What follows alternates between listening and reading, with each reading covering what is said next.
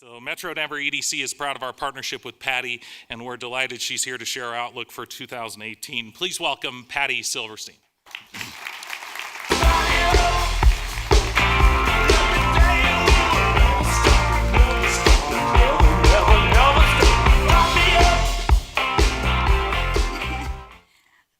Mick and the boys. You know, I like that song because start me talking about the economy and I just can't stop. But unfortunately, I do only have, 20 minutes today to talk about what's going on in the Metro Denver area. But boy, there has been a lot that has been happening. And we're at that time in our economy right now where people are starting to look at me and say, oh, Patty, how much longer do we have? How much longer do we have in this business cycle? So I wanted to kind of look at that whole question then and recognize, first of all, that when we talk about business cycle, we're actually talking about several different cycles. What's going on with our consumers? What's going on with our businesses? What's going on within the real estate markets? So I want to look at all of those kind of separately today to see where we are within that whole cycle situation here. So in the state of Colorado, when we look at the recessionary impacts, expansionary impacts, we're looking at national level data. So those are the gray bars on this chart that show those national business cycles. Well, we don't necessarily use that same data at the state level to determine where we are in the business cycle, but rather we focus very much on what's happening on the employment side.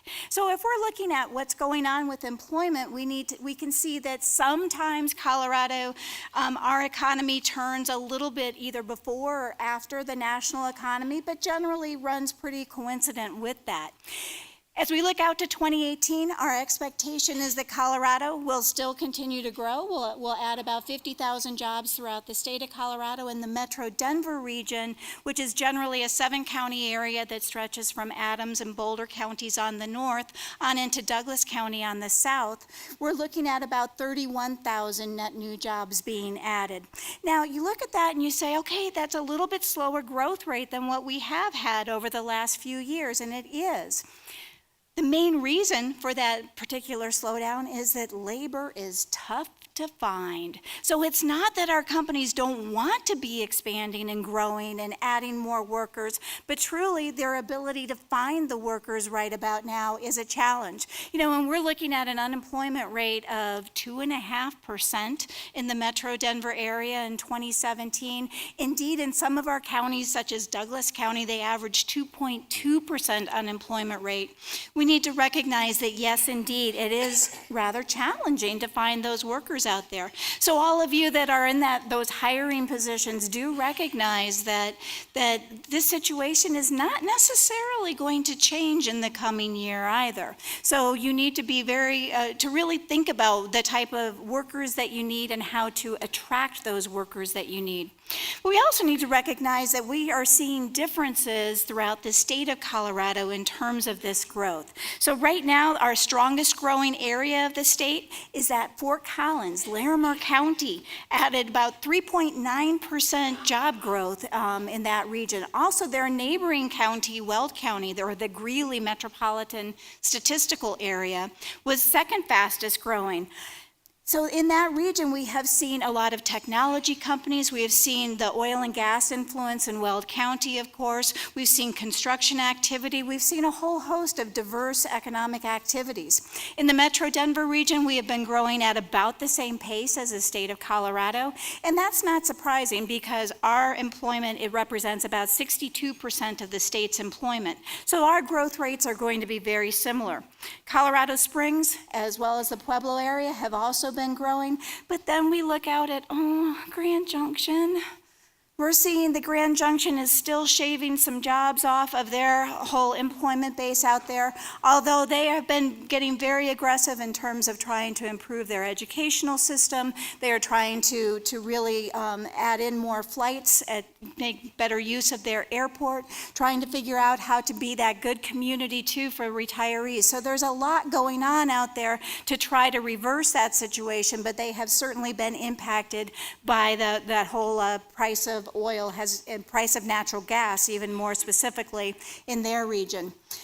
So most of the growth that is happening here in Colorado, though, has really been along the Front Range. This particular map shows the number of jobs that have been added, or the percentage of jobs that have been added since the Great Recession throughout the entire state of Colorado. Notice all of those areas in blue and in yellow. Those areas of the state of Colorado have still not recovered the jobs that were lost during the Great Recession. It's those areas in the red and orange that are indeed at higher employment levels now than they had been. So we need to recognize here in the state of Colorado that yes, most of our job growth has really been along the Front Range or in our resort communities. So even as we start to hear rumblings of anti-growth sentiments, which are definitely happening out there right now, we need to recognize that a one-size-fits-all type of policy does not work in the state of Colorado, because there are many parts of our state that are still really challenged and would very much welcome the new jobs, the new people. So we need to keep that in mind. So here in the Metro Denver region, we have been very successful in terms of attracting new employment, and that's because our economic development efforts, we focus on 9 key industry clusters. It gives us a broad diversity of industries that we're trying to attract, broad diversity of occupations, broad diversity of wages and salaries, skill levels that are needed here. These 9 industries, aerospace, aviation, beverage production, bioscience, we break out into 2 what we call subclusters, looking at medical devices, pharma, and as well as biotech kind of separately, because there are different influences there. Broadcasting, telecommunications, energy sector, financial services, healthcare, wellness, IT software. These 9 industries form our economic base here in the Metro Denver region. If these industries are growing and expanding, everything is growing and expanding. And so some of you may be looking at this chart going, well, wait a minute, where's my industry? Maybe you're in construction, or maybe you're in retail, or maybe you're in the governmental sector. If we have growth in these, our primary industries, everything is being raised up, and indeed then we have the need for more retail, we have the need for more governmental services, we have the need for more construction activity. So it's not that your industries are not important, really. All industries here are very important. And indeed, we are seeing some good diverse growth that is happening. One of the ways that we show what is really going on within our industries are by looking at a bubble chart here. And you're going to look at this chart and you're going to say, wait a minute, you showed that exact same chart last year. And yeah, I did. And our new data, our 2017 industry cluster data, is going to be released in the next 2 weeks. So keep your eyes out for that. Again, we track all of that economic activity, all that is going on within these industries. We look at the size of the industry, that's the size of the bubble there, and we see healthcare and wellness is our largest industry cluster here in the Metro Denver area. We look at the growth that is shown along the bottom, along that horizontal axis. We see that in 2016, IT software was our fastest growing industry. And indeed, we saw these technology companies moving into downtown Denver, moving into the city and county of Boulder, moving all across the metro region. So that was certainly one of the fastest growing, versus our fossil fuels industry was still a bit challenged as those gas prices were still a little bit on the soft side. Starting to see more stability in that now. Although I can't really give you the full lowdown on the 2017 data yet, I will tell you that we had 5 industries that had growth rates of close to 5% or better. Our aviation industry, aerospace, software, investments, and beverage production all had very strong growth years. So please see the metrodenver.org website for all of the reports that detail what is going on within these industries. Maybe these are industries that you're in yourself, or are a key client industry, because these reports go into all sorts of information about, what are the growth trends, who are the key drivers, what are the overall industry trends that we see happening here in the Metro Denver area. So turning then to our next cycle, if you will, our consumer cycle. So are we consumers really running in place or bicycling in place here, or are we actually making some good progress? Well, first of all, let's get a grip on what do we mean by consumers here? That's all of us, you and I, how we get out there and spend our dollars in the marketplace. We are 3.2 million people strong in the Metro Denver region. And even if nobody else moved in or out of here, we would still have this growing population base because of that is shown in green. That's our natural increase in the population, meaning births are greater than deaths. And we add about 20,000 people each year because of this natural increase in the population. It's the wild card. It's that gray bar there on top. It's the net migration activity that is really what we tend to feel in terms of growth pressures or feel in terms of additional traffic on the road. But I want to draw your attention to the fact that we have been here before. You know, when we take a look at 1991 to 2001, that was the longest expansion in U.S. history, also in the longest expansions in our Colorado history as well. During that period of time, we welcomed over 400,000 people into the Metro Denver region. Now, over a similar period of time, over the past 11 years, we have welcomed over 300,000 people. So even though we are feeling these growth pressures, we need to recognize we are not even growing as fast as we have in our prior history. Really, it becomes an issue of making sure that we're managing our growth, making sure that we're responding to the challenges of transportation needs and housing needs within this community. So we've been there before, we can do this again. We just need to really take a look at all of our growth policies and figure out how best to manage this. Of those people that are moving here, roughly 50% of them are 18 to 34 years old. That's our millennial group. Little secret, all throughout history, what is the most active, the most mobile age group? The 18 to 34-year-olds, the millennial group. When I moved here, I'm a boomer. When I moved here, I was in that age group, and chances are any of you that moved here, you moved here during that age group as well. That's definitely when we have the most mobility that is happening. Notice then too that in Metro Denver, we are competing for jobs all across the country. And there are some key areas that we view as our key competitors: Atlanta, Austin, Dallas, Portland, Salt Lake, Seattle. Notice that many of these areas too are very good at attracting those millennials. And this is oh so important, because not only are we trying to attract those jobs, we're trying to attract the talent.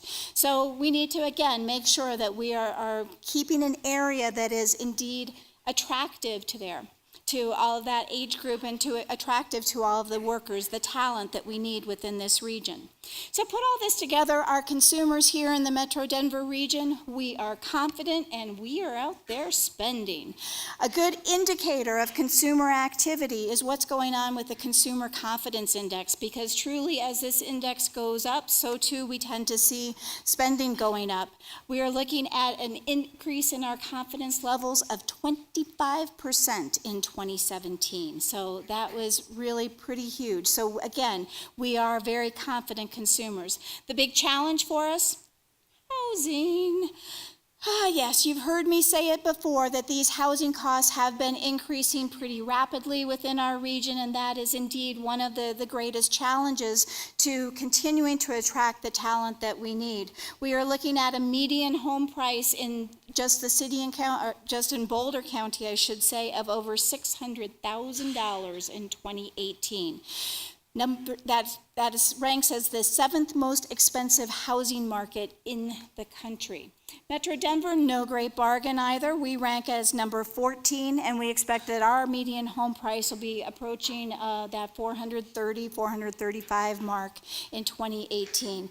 And notice that differential between that red line, that gray line. That's the indicator too of how our prices compared to the U.S. As we see that differential get larger, we also see that it becomes a little more challenging to attract those people because of the affordability issues here.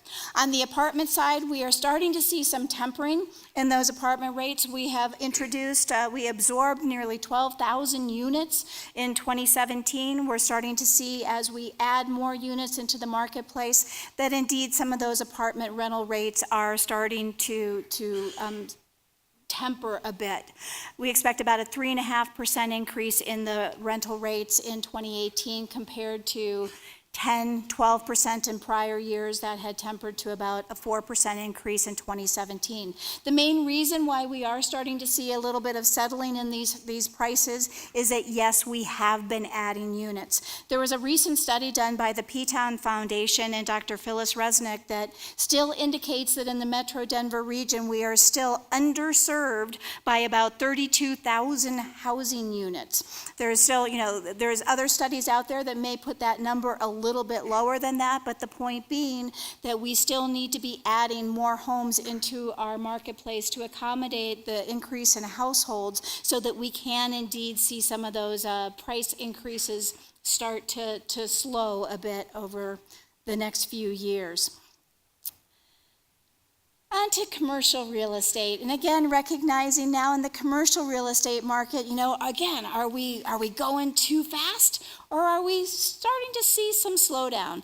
To talk about this, to frame the cycles of our commercial real estate market, I want to borrow upon the work of Dr. Glenn Mueller, who is located right here in Denver with Black Creek Group. He places 54 metropolitan areas on this whole curve, this whole cycle, to take a look at, and he considers what's going on with office, industrial, retail, multifamily, and hotels. So I want to focus just on a few of these just to see where we are in these cycles when it comes to our real estate markets. And notice with this that working up to that number 11 is considered to be equilibrium within the marketplace. So you have this whole recovery, expansion, reaching up to equilibrium, moving into a hypersupply, and then perhaps again into recession. One thing that in tracking this information, you do not have to move smoothly along a curve. You can go up, you can go down. You can go up by 1 or 2, come down, back down by 1 or 2. So it's not that any type of movement inevitably moves through the entire cycle. So first of all, taking a look at our office market then, you will see that Dr. Mueller says that Denver is at a number 7, meaning that we are in the beginning stages of the expansion. And I look at that and I think, wow, he's located right here in Denver. Has he not looked out his window? You look at this, you see that in the Metro Denver region, we have completed 3 million square feet in 2017, 5.1 million currently under construction. 2/3 of that activity in the city and county of Denver, the bulk of that in downtown Denver. But when you factor in all that is indeed going on all throughout the suburban markets as well, that's where Dr. Mueller comes up with that whole expansionary phase in our office market. There have been some great introductions in the office market this year. I mean, the Heinz building, first high-rise in the central business district in probably 30 plus years. So there have been some amazing new investments within our community. On the industrial side, we are said to be at number 13. So actually moving into a bit of hyper supply in that. And when you look at all of the numbers related to this, 5.3 million square feet of industrial space added in 2017. Another 5.8 million under construction. But break that down a little bit. Of that 5.3 million that was completed in 2017, 1 million of that was the Amazon facility in Aurora. Of the 5.8 million that is under construction, 2.4 million of that is the Amazon facility that is being developed up in Thornton. So certainly e-commerce, the logistics industry is becoming increasingly important in Metro Denver, given our geographic location, given the concentration of individuals that we can reach from here. So certainly our industrial market has been responding to that. On the retail side, we are at number 11. We are at equilibrium. So despite all of the e-commerce activities that we have seen going on, we are still looking at a nice, healthy retail market here. We've seen minimal new construction. Most of the new construction really that has been going on has been more like the 9th and Colorado redevelopment. There's a new premium outlets mall that is being introduced up in Thornton. So it has been very specific types of properties that have been introduced. So that market being said to be at equilibrium. So add all of that together, you will find that in 2017, we built 9.9 million square feet of office, industrial, and retail properties. This was the most new square footage that we have added to our marketplace since the year 2000. And considering all the properties that are in the pipeline right now for completion in 2018, we expect another 12 million square feet to be added in Metro Denver in 2018. So certainly we have seen some nice expansions, nice opportunities for our companies located here. So let's wrap it all up there. So yes, we are in these different cycles depending upon what sector of the economy we are looking at. We need to recognize that there are challenges to our continued growth. As we mentioned, hard to find workers. That is really one of the key business challenges right now. We are also in an era of rising interest rates, rising inflation rates. So we talked about affordable housing, making sure that we have enough units. How do we fund them? Where do we put them is a discussion that needs to continue. Our infrastructure needs are certainly greater than some of our funding capabilities, and that's something that the Chamber continues to work very closely with our state legislature to make sure that we can find solutions for today and for the future. And again, keeping an eye on some of those anti-growth initiatives that are out there. But there are wonderful opportunities for our businesses right now. We have continued job growth. We can take advantage of those tax cuts that have been introduced at the federal level and trying to figure out how we invest that in our workers and in our capital needs here. We're confident consumers. We're seeing some tempering in those residential markets, active commercial markets, and technology that is changing the way we do everything, and Denver really being at the central core of those technological changes. So with that, thank you so much. Our full economic forecast report is being released today. All of those Metro Denver EDC investors will get that in your inbox today. It's a 50-some page report, more information than you ever want to know. But I hope you do use that as a key tool in trying to figure out how to grow your business in 2018. Thank you.